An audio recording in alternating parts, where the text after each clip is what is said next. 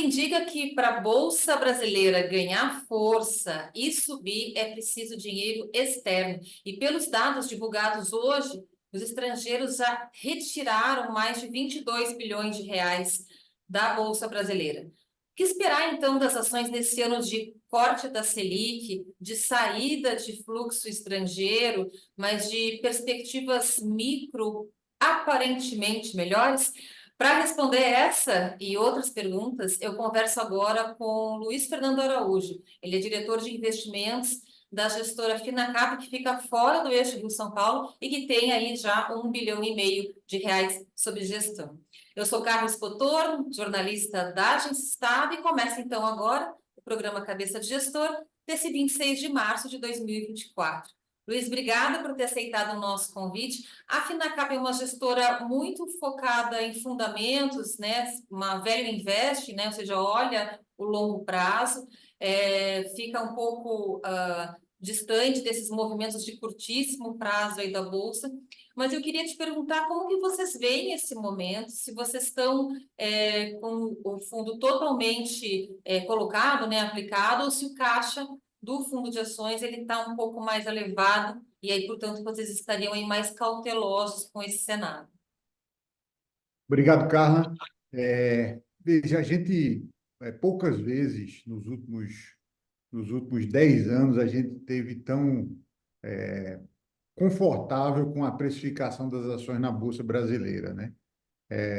A gente está praticamente com um preço semelhante de 10 anos atrás, só que o balanço das empresas, de uma forma geral, principalmente das blue chips, das empresas mais líquidas, mais representativas da Bovespa, esse balanço, esses fundamentos econômicos estão bem superiores e a precificação não acompanhou, né? Isso é um ciclo de baixo histórico, né? Quando a gente vê a precificação da nossa bolsa em dólar, a gente vê isso muito claramente. A gente está pelo menos 15 anos aí sem praticamente andar em termos em valorização em dólar.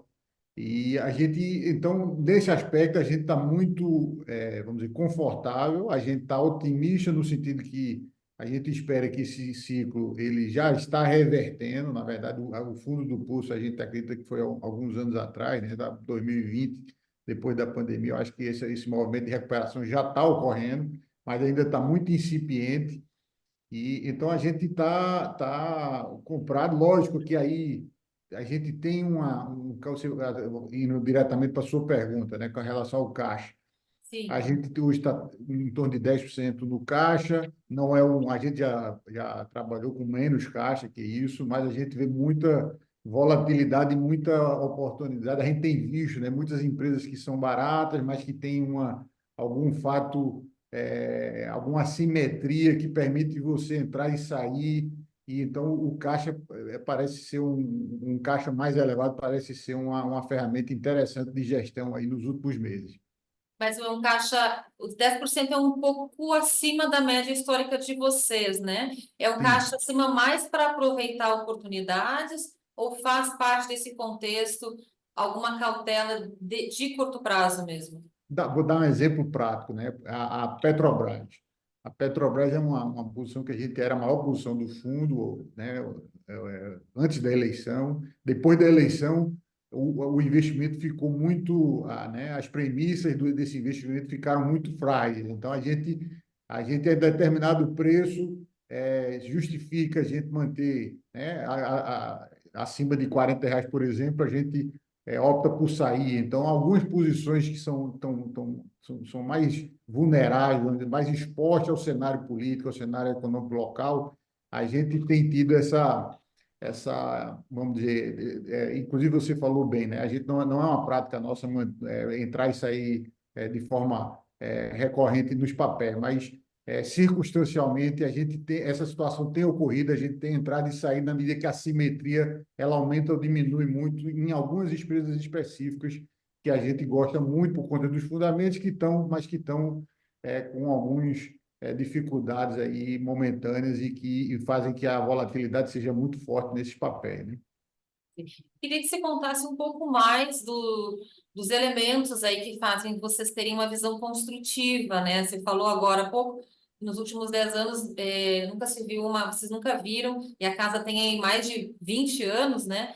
mas nos últimos 10 vocês não tinham visto um cenário tão bom, assim, em termos de valuation, de posição. Queria que você trouxesse mais elementos para a gente entender um pouco isso. As ações, elas estão muito amassadas ainda, ou as perspectivas para as empresas, elas estão melhores do que vocês poderiam imaginar?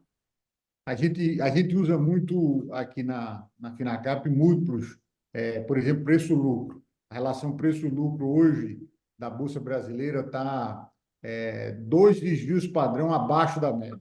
Então, está muito, assim, a relação preço-lucro médio da Bolsa Brasileira está muito fora do padrão, muito abaixo da média histórica. A gente vê empresas pagando dividend yield, né? Retorno de dividendo acima de 10%, boas empresas com fluxo de caixa robusto, com a dividendo, né? Com pagamento de dividendo, os bancos, por exemplo, o Itaú é um exemplo. Então, esses múltiplos são o primeiro indicador que a gente olha para reforçar essa visão nossa de oportunidade. A outra, que, como eu lhe falei, era da precificação em dólar, né? Muita gente critica essa precificação em dólar, mas é fato que as nossas empresas, principalmente as mais relevantes da Bovespa, elas são muito atreladas a commodity. Commodity é precificado em dólar, então o valor desses ativos necessariamente está relacionado à moeda forte, é uma referência de valor importante. Então, para você ter uma ideia, a Bolsa em 2008, ela chegou a 40 mil pontos em dólar, né? Você pegava lá 75 mil pontos, com um dólar de 1,80, você chegava em 40 mil pontos em dólar. Hoje, né, mesmo a 120, a gente com dólar R$ 5, a gente está 25, 30 mil dólares. Então, a gente está menos do que há 14 anos atrás, né? É um negócio que não se justifica. Esse ciclo, um ciclo tão longo de baixa, a gente só viu na década de 70. Isso então, é um fato que a gente olha muito essa questão do ciclo. Só para você ter uma ideia, quando eu comecei na Bolsa dos anos 2000, que era um cenário muito semelhante ao que está agora, né? Inclusive, a bolha na época era a bolha da internet, né? Agora a gente se fala muito nos Estados Unidos na bolha né, da Da inteligência IA, né? artificial, né? E para você ter ideia, naquela época, a Bolsa Brasileira ela era precificada a 2 mil pontos em dólar. A gente também foi o fundo do poço.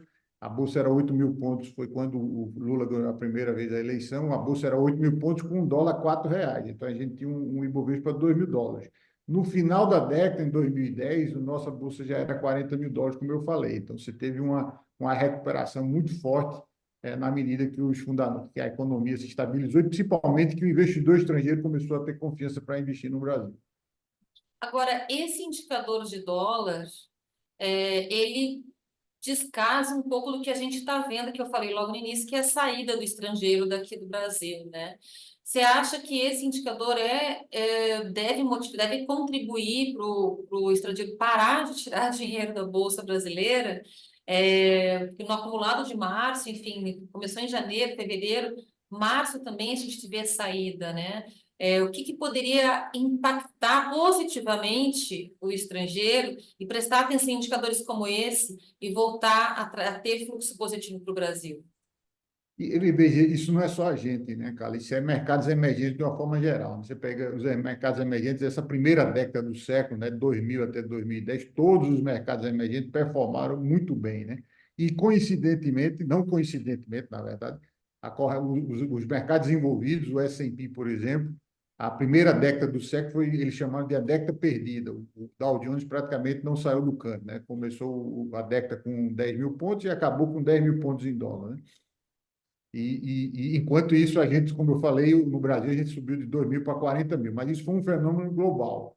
Então, de certa forma, existe uma questão de fluxo, né? E como a gente está vendo também, a Bolsa Americana também continua muito forte. Então, eu imagino aí que tem uma certa competição entre o fluxo de capital dos investidores e que ainda está favorecendo muito o investimento nos Estados Unidos, nos mercados envolvidos, contra os mercados emergentes de uma forma geral. Porque, na verdade, embora quando a gente compara o Brasil com outros pares emergentes, com os quais sempre competiu, né? Turquia, Rússia, Argentina, a gente perde um pouco no apetite do estrangeiro quando a gente é comparado com o México, né? Nos dias de hoje. Mas olhando todos os outros, a gente está numa outra situação. Porém, tem esse ponto que você traz, né? A gente já está competindo com um mercado americano muito pujante, que bate recorde, chega no novo high e continua subindo. Eu queria ir agora um pouco para o micro e entender que ações e que setores vocês têm na bolsa e que vocês têm essa cabeça ainda mais construtiva, que havendo oportunidade vocês estão aumentando posição.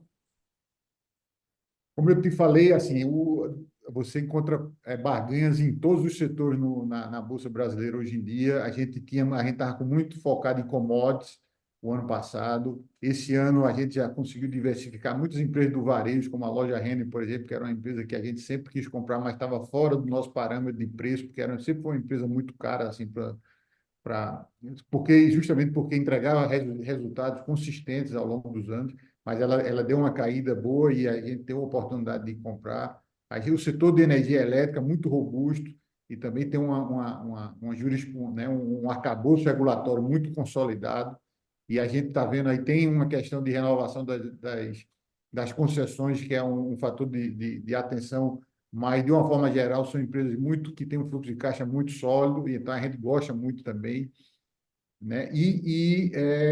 O setor a gente tem visto algumas empresas do setor aéreo, por exemplo, a Azul passou por uma dificuldade, mas tem performado muito e recuperado muito fortemente aí os indicadores operacionais depois do acordo que fez com os credores, né? Então, assim, existe oportunidade de uma forma general. A gente usa muito a questão do dividend yield, que é um indicador que, além por si só, já ser um indicador de retorno importante, mas ele também reflete justamente essa capacidade de geração de caixa da empresa. A empresa que não está operacionalmente saudável, gerando caixa, ela não consegue distribuir. Então, isso é um indicador que a gente olha muito, e tem muita empresa na Bolsa Brasileira com nível de retorno de dividendo interessante. Hoje, pensando na carteira, o maior risco está em qual setor? Assim, vocês estão mais positivos? Ainda está em commodities ou já reduziu muito isso? O maior risco hoje, claramente, as empresas que estão suscetíveis à interferência política, né? A gente falou da Petrobras, a Vale, apesar de ter privatizada, também tem uma pressão política do governo para intervir no Conselho de Administração, como a gente viu, né? O Conselho está dividido, houve uma dificuldade grande aí de definir o próximo CEO, né? Ou a renovação, ou um substituto para o CEO atual. A gente vê na Eletrobras também muitas questões com relação à privatização que foi feita, né, contestações por parte do governo, inclusive no judiciário. Então, essas empresas é que a gente tem muita preocupação, principalmente porque a gente viu esse cenário lá atrás, né, 2014, 2015, e o resultado foi catastrófico. A gente teve uma situação muito difícil para essas empresas que acabaram sofrendo interferência política na Sim, gestão. sim. E hoje a maior parte da carteira está em qual setor, Luiz? A gente tem cerca de 30% em commodities, a gente tem, como eu falei, bem distribuído, 30% commodities, 25% de setor, a gente chama de utilities, né, que são empresas de concessões públicas, né, que tem contratos de concessão, tem um fluxo de caixa estável, a gente tem o setor de consumo, a gente tem empresas de construção civil também, que estão muito baratas, apesar dos problemas do setor, setoriais, mas elas já também estão recuperando. Acredito que esse ano, com a estabilização da inflação do setor, essas empresas vão voltar a performar bem. Então, a gente tem, nessa área que a gente chama de consumo, a gente também tem cerca de um terço. Então, a gente está mais ou menos dividido um terço em commodities, um terço em que a gente chama utilities, um terço em consumo, e sim, a gente tem também o setor financeiro, somente com Itaú e Porto Seguro, que são empresas também que a gente tem há muitos anos e sempre tem entregado rentabilidade acima da média ao longo de várias décadas. E boas pagadoras de dividendos também. Exatamente. Na área de construção, vocês têm assim, entendem que tem um maior valor para a carteira de vocês as empresas ligadas ao Minha Casa Minha Vida ou o segmento mais alta renda? A gente tem a MRV, que é uma empresa que historicamente trabalha Minha Casa Minha Vida, um pouco no segmento mais alto, mas agora, inclusive, esse ano está entrando nessa faixa 1 né, com alguns programas de São Paulo e do próprio governo federal e de outros estados. Tem sido importante, a empresa cresceu muito e teve algumas dificuldades agora com a inflação do setor, né? Ela é uma empresa que tinha uma vantagem né, nesse segmento específico, você tem um ciclo de caixa mais curto, né? Porque você vende antecipadamente com financiamento da Caixa Econômica, mas você acaba travando, né, o preço de venda, né? E quando houve a inflação, principalmente do ano retrasado, após a pandemia, né, com aquele gargalo na indústria, principalmente, então você teve o preço do aço também que subiu muito, então você teve um problema de desequilíbrio entre o preço que foi vendido os imóveis e o preço e o custo da construção. Então a empresa acabou tendo alguma dificuldade, essas safras mais antigas estão com a margem mais baixa, mas as novas safras já vêm com a margem já bem interessante e a empresa está numa escala hoje muito acima do que tinha quando a gente comprou ela lá atrás, em 2008, né? Mas a gente tem também a Dexco, que é uma empresa que não está diretamente ligada à corporação, mas ela fornece, né, insumos para a construção civil e também vai se beneficiar com a recuperação desse segmento. E atende vários segmentos também, né? Para finalizar, eu queria que você contasse um pouco, olhasse um pouco passivo, né? Vocês têm alguns grandes investidores institucionais aí com vocês, e eu queria entender se essa fatia é que tende mais crescer ao longo desse ano, nas projeções aí da Finacap, e com quanto que vocês entendem que a gestora vai encerrar 2024 com, né, de total sob gestão. Então, pergunta difícil, viu? A gente vai. Veja, essa questão do institucional, inclusive, é uma das variáveis que vai definir a performance da Bolsa, na minha opinião, né? Na medida que a taxa de juros for caindo, é possível que haja um fluxo aí de entrada na Bolsa por parte dos institucionais que estão com alocação muito baixa em Bolsa, né? Na carteira das fundações. E é um volume bastante expressivo, então isso tende a mexer efetivamente com a performance da Bolsa para esse ano.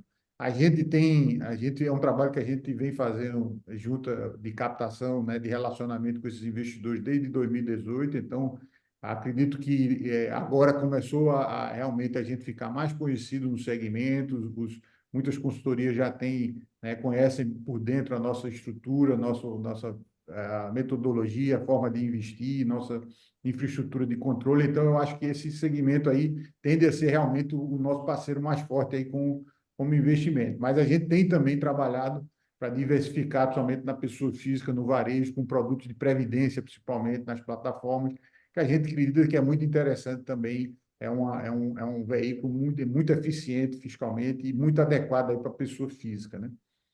Hoje, o quanto que o institucional responde do total sob gestão da gestora? Cerca de 60% a 70% hoje do patrimônio do fundo. Já é uma grande fatia. É o principal investidor, o principal grupo de investidores nossos realmente são os investidores institucionais. Tá certo. Luiz, muito obrigada pela entrevista, viu? Obrigado, Carla. A gente encerra aqui, então, o programa Cabeça de Gestor. O apoio técnico foi do Cláudio da Luz, que é da TV Estadão. A gente se vê no próximo programa. Até lá!